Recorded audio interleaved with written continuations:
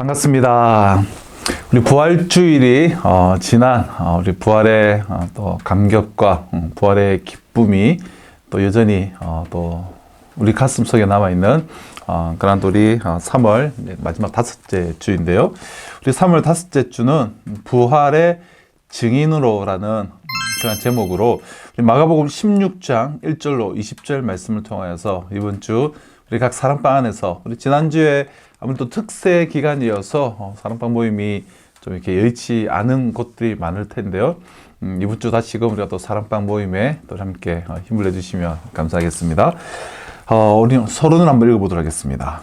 석가모니의 살이나 공자의 유골은 그를 따르는 이에게 참으로 큰 보물일 것입니다. 그러나 예수 그리스도의 유골이 발견된다면 기독교는 세상에서 사라질 것입니다. 우리는 무덤 안에 있는 분을 따르지 않고 무덤 밖에서 나오신 분을 따릅니다. 예수 그리스도는 부활이요 생명입니다. 그리고 우리는 그분의 증인입니다. 부활의 증인으로라는 우리 주제로 오늘 우리 말씀 한번 보도록 하겠습니다. 먼저 큰 1번입니다. 여인들이 예수님의 빈 무덤을 확인합니다. 1번 방갈로 여인들이 예수님의 무덤 앞에서 본 것은 무엇입니까? 무엇을 봤죠? 3절 4절 서로 말하되 누가 우리를 위하여 무덤 문에서 돌을 굴려주리요 하더니 눈을 들어 본즉 벌써 돌이 굴려져 있는데 그 돌이 심히 크더라. 막달라 마리아와 또 야고보의 어머니 마리아 그리고 살로메가 예수님의 그 시신에 향품을 바르지 못한 채 급히 돌아가시고 장사가 진행됐어요. 그래서 그 시신에 향품을 바르기 위해서 안식일 첫날, 안식 후 첫날 새벽 일찍이 가고 있는데 그 무덤 앞에서 본 것은 무덤 문을 막고 있던 그 큰 돌은 굴려져 있고 무덤 문이 열려 있는 그런 광경을 보게 됩니다. 당시 유대의 이 장례 문화는 이 굴에다가 시신을 안치하는 그러한 방식이었습니다. 이 굴은 뭐 굴이 하나가 이게 파기가 힘들지 않겠습니까? 그래서 일종의 이제 가족 묘지로 사용하는데요. 그래서 굴 입구는 바닥이 홈을 만들어서 이렇게 큰 돌을 굴려서 막았다가 다시 열게끔 이렇게 이제 되어 있습니다. 그래서 이 개폐 열었다가 닫는 그런 형식으로 되어 있는데요. 그래서 이제 여러 가족들을 한 곳에 이렇게 모으는 그런 장례의 이제 문화가 있음을 우리가 기억하면 좋은데요. 그래서 입구를 막은 돌은 상당히 이제 크기 때문에 이 돌을 굴려내려면 힘이 센 대여섯 명의 성인 남자, 장령 남자들이 이제 필요가 합니다. 그 때문에 여인들은 이 돌을 누가 이제 굴려줄 것인가 염려하면서 왔는데 그 도착한 무덤에서 굴려져 있는 그 돌을 목격하고는 그들은 매우 이제 놀랐던 그러한 이제 모습인데요. 여인들은 예수님의 무덤 앞에서 큰 돌이 굴려져 있는 것을 이제 보았다라는 거예요. 자, 2번.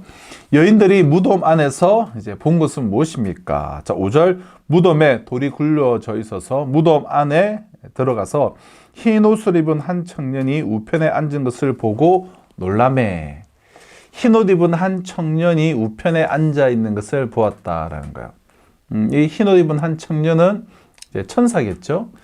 여러분 향품은 본래 무덤에 시신을 장사하기 전에 이렇게 부어져서 발려져야 하는데 예수님의 경우 말씀드린 것처럼 안식일이 시작되기 직전에 매우 급하게 숨지셨기 때문에 매우 급하게 장례가 진행되었기 때문에 향품 바르는 절차가 안식일 다음 날로 지금 연기될 수밖에 없었습니다. 그 때문에 이 여인들은 이 향품을 들고 남은 장례 절차를 위해서 이 새벽 일찍이 무덤을 찾게 되었습니다. 하지만 그녀들의 생각과는 완전히 다르게 그녀들은 죽은 예수가 아닌 살아나신 예수를 그녀들은 목도하게 되었습니다. 때로 작은 헌신, 이러한 작은 헌신은 생각지도 못했던 큰 은혜와 큰 역사를 경험하는 통로가 돼요. 그래서 예수님의 장례를 잘 마무리하려는 그 작은 헌신이 예수 그리스도의 다시 살아나심, 이 부활하심을 처음으로 목격하게 되는 첫 증인이 되는 놀라운 역사와 은혜를 경험하게 된 것이죠. 그녀들이 무덤 안에서 본 것은 부활하신 예수 그리스도와 흰옷 입은 한 청년이 우편에 앉아 있는 것을 이제 보았다라는 것입니다. 3번, 청년은 예수님을 찾는 여인들에게 무엇이라고 말합니까? 6절, 7절. 청년이 이르되 놀라지 말라. 너희가 십자가에 못 박히신 나사렛 예수를 찾는구나. 그가 살아나셨고 여기 계시지 아니하리라. 보라, 그를 두었던 곳이니라. 가서 그의 제자들과 베드로에게 이르기를 예수께서 너희보다 먼저 갈릴리로 가시나니 전에 너희에게 말씀하신 대로 너희가 거기서 배우리라 하라 하는지라. 청년은 예수님을 찾는 여인들에게 뭐라고 말했습니까? 예수님이 살아나셨다라고 알려주면서 제자들에게 가서 예수님이 먼저 갈릴리로 가실 것이니 거기서 그분을 뵐 것이다라고 그렇게 전해주어라. 예수님이 살아나신 소식을 전해주어라 라고 말했습니다. 여인들은 이 부활의 첫 번째 목격자가 되었을 뿐만 아니라 하나님의 명령을 따라서 부활을 전하는 부활의 첫 증인이 되었습니다. 이것은 당시 여인들에 관한 신분을 낮게 취급하여서 그 증언을 여인들의 증언에 대한 신빙성을 받아들이지 않았던 당시 유대인들의 간섭을 생각할 때는 매우 참으로 놀라운 일이에요. 당시 유대인들은 여인들의 증언은 여러 가지 증거로 또 재판의 증언으로 채택하지 않았습니다. 여인들의 말은 신뢰하지 않았어요. 그런 간섭을 생각할 때 예수 부활의 그 첫 소식의 첫 증인으로 이 여인들이 선택되었다는 것은 매우 놀라운 이야기죠. 이처럼 하나님은 작고 연약한 자들을 택하셔서 자신을 나타내심으로 세상의 큰 자들과 강한 자들을 부끄럽게 하는 모습을 우리는 성경을 통해서 많이 보게 됩니다. 그러므로 그 어떤 사람이라고 하더라도 하나님 앞에 자랑할 것이 전혀 없음을 좀 알게 하시는 하나님의 일하심도 우리가 보게 되죠. 아무튼 청년은 예수님을 찾은 여인들에게 무엇이라고 말했는가? 예수님이 살아나셨음을 말해주면서 이 부활의 첫 증인으로서 이 소식을 전해라라고 말하고 있습니다. 자, 이런 첫 번째 우리 단락을 통해서 우리 나눔 1번입니다.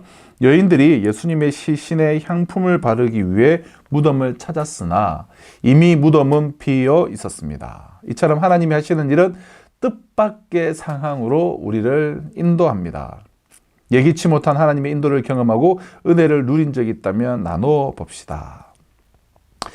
예수님의 그 장례를 향품을 다 발라드리지 못했는데 그것을 바로 들려드리기 위해서 새벽 일찍이 나아갔던 참 그녀들은 정말 생각지도 못했던 그러한 일들을 경험하고 놀라운 은혜에 동참하고 큰 사명을 받게 되지 않습니까?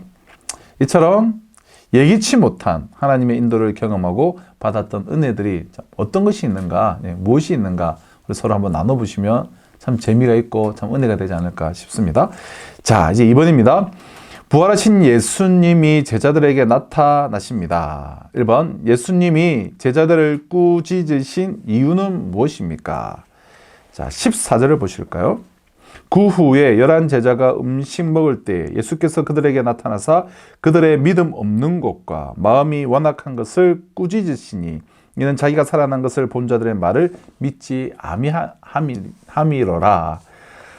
예수님이 제자들을 꾸짖으신 이유가 무엇입니까? 제자들이 예수님의 부활을 목격한 일단 막달라 마리아의 그 증언, 그 소식을 믿지 않았고요. 그 이후에도 부활을 목격한 사람들의 말을 제자들이 서로가 이게 믿지 않았기 때문에요. 예수님은 십자가를 지시기 전 제자들에게 공식적으로만 크게 3번에 걸쳐서 직접 자신의 고난과 그리고 죽으심과 그리고 다시 살아나게 되실 것임을, 즉 부활을 예고하셨습니다. 상세히 가르쳐 주시고 말씀해 주셨어요. 자, 첫 번째 예고에서 베드로는 예수님의 말씀에 항의하다가 큰 꾸지람을 받게 되죠. 두 번째 예고에서는 제자들이 깨닫지도 못하고 두려워했다라고 성경은 기록하고 있어요. 또 세 번째 예고 직후에는 좌우편의 자리를 두고 누가 좌의정이냐 우의정이냐 그것을 구하면서 서로 이제 다투었던 그런 기억이 있습니다. 자, 그리고 이제 그들은 부활을 목격한 자들의 이 말조차 지금 믿지 않았습니다. 자, 이처럼 연약했던 제자들이 이후에 그 부활의 증인으로 복음을 위해서 생명을 건 그런 삶을 살게 된 것은 참으로 주님의 큰 은혜가 아닐 수가 없는 것이죠. 부활하신 예수님이 제자들에게 나타나셔서 참 목격한 사람들의 말을 믿지 않은 그들을 꾸짖으시고, 그러나 이후에 참 그들을 부활의 증인으로 세우시는 그 모습들은 참 하나님 은혜가 아닐 수가 없다, 그런 생각을 하게 됩니다. 자, 2번입니다. 부활하신 예수님이 제자들에게 명령하신 것은 무엇입니까? 15절. 또 이르시되 너희는 온 천하에 다니며 만민에게 복음을 전파하라. 제자들은, 예수님은 제자들의 그 불신앙, 그것을 꾸짖으신 직후에 놀랍게도 복음을 온 천하에 전할 사명을 그들에게 주십니다. 연약한 제자들의 모습과 그럼에도 불구하고 여전히 그들을 교훈하시고 사명을 주시는 그리스도의 그 큰 사랑이 극명하게 지금 대조가 되고 있는 그런 장면입니다. 우리가 복음의 증인이 될 수 있는 것은 우리 자신이 결코 완벽해서가 아니에요. 우리가 쓸만해서가 아니에요. 오직 우리를 오래오래 참으시며 넘어진 자라도 다시 일으켜서 다시 부르시는 하나님의 그 사랑으로 우리가 말미암아서 연약한 자를 끝까지 도우시며 존귀한 사명을 맡기시는 은혜로 내가 지금 직분을 맡게 되었고 나에게 지금 사명을 주었음을 우리가 기억하며 모든 것이 하나님의 은혜로 가능한 것입니다 라는 고백이 우리 가운데 있어야 할 것입니다. 부활하신 예수님께서 그 불신앙 가운데 믿지 않았던 제자들에게 온 천하에 다니며 만민에게 복음을 전파하라는 놀라운 참 사명을 주셨다라는 거예요.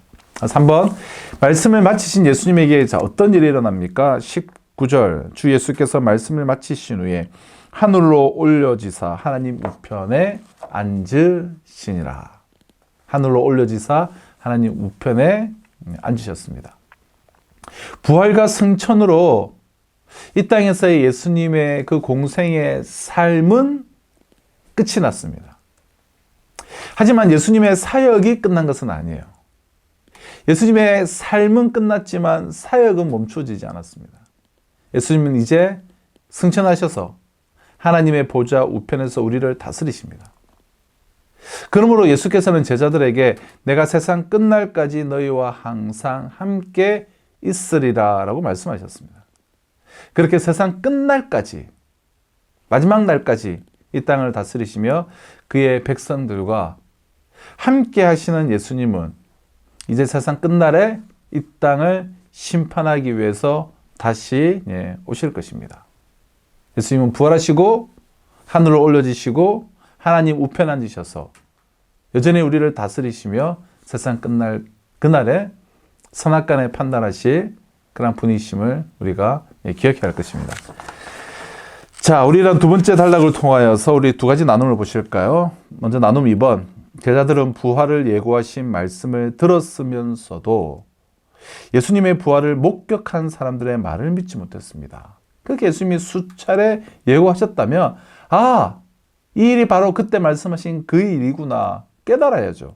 근데 믿지 못했어요. 그들이 예수님의 부활을 믿지 못한 이유는 무엇일지, 또 믿지 못한 제자들의 전철을 밟지 않기 위해 필요한 자세는 무엇인지 이야기해 봅시다. 그들이 왜 믿지 못했을까요? 오늘은 지금 토요일인데 내일 기준으로 제 설교 중에 또 이런 부분이 들어갈 것 같은데요. 예수님의 부활을 믿지 못했던 그 이유, 예수님의 그러한 공식적인 세 번의 가르침과 그거 수없이 여러 번 말씀하셨을 텐데 왜 그 부활에 대한 예고를 계속 듣고 있었음에도 그들은 믿지를 못했는가? 그러한 것들을 한번 이제 나눠보시면 좋겠습니다. 나눔 3번. 예수님의 부활을 믿는 제자들은 반드시 그리스도의 복음을 세상에 증언해야 합니다. 내가 부활의 증인으로 복음을 전하는 사명자로 해야 하는 일, 할 수 있는 일은 무엇인지 이야기해 봅시다. 부활의 증인, 복음 전하는 사명자로 해야 할 일, 할 수 있는 일. 또 이번 주에 우리 2024년 단기 선교 우리 광고가 나갈 텐데요. 내가 이 선교에 동참할 수도 있을 것이고, 또 시간을 내서 헌신하는 분들, 또 기도하고, 또 우리가 후원하고, 또 뒤에서 우리가 백업할 수 있는 일도 할 수 있을 것이고, 그 외에 또 우리 행복 나눔 축제, 이번에는 다음 세대 행복 나눔 축제를 우리가 봄에 먼저 하고, 가을에는 우리 장년들을 위한 행복 나눔 축제를 하려고 하는데요. 영혼들을 위해서 기도하며 또 내 삶의 현장에서 예수 그리스도의 부활의 이 놀라운 소식을 증언하는 그 다양한 모습으로 나에게 주신 이 사명을 감당하는 예수 부활의 증인들로 살아갈 수 있는 우리 모든 성도님들 다 되실 수 있으시기를 바랍니다. 감사합니다.